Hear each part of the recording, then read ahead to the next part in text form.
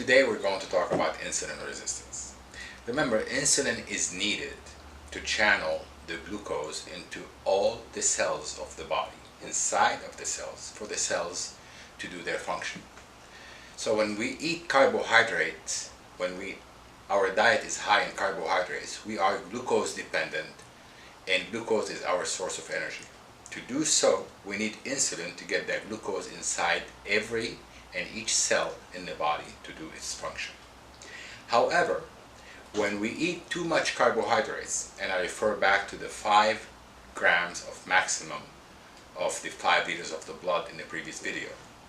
So we are overloading ourselves with carbohydrates.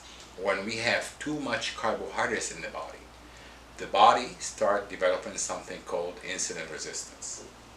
Insulin resistance means that you need more than normal amount of insulin to do the job of the normal level of insulin.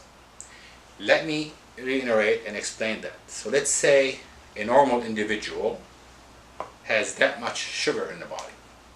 That person has no insulin resistance. He has that much sugar, he needs that much insulin to channel all this sugar into the cells and get rid of it before it causes diabetes.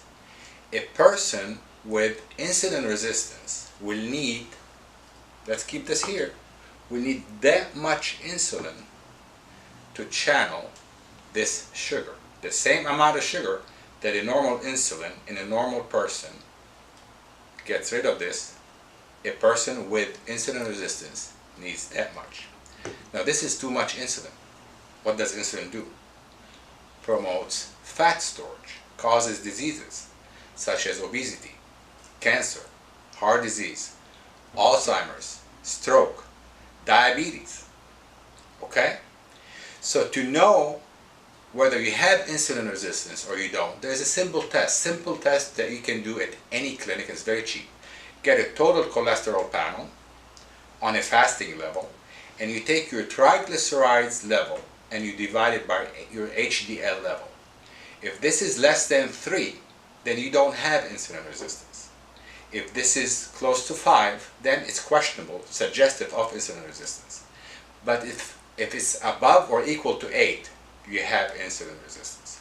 So if you do have insulin resistance and you have that much insulin to do the job of this, then that's too much insulin in the body. That means you're going to become overweight. How do we cut down this? How do we bring this down to even lower than this? We need to get rid of the culprit, right? So we get rid of this and we replace it with a high-fat, low-carb, ketogenic diet, go keto.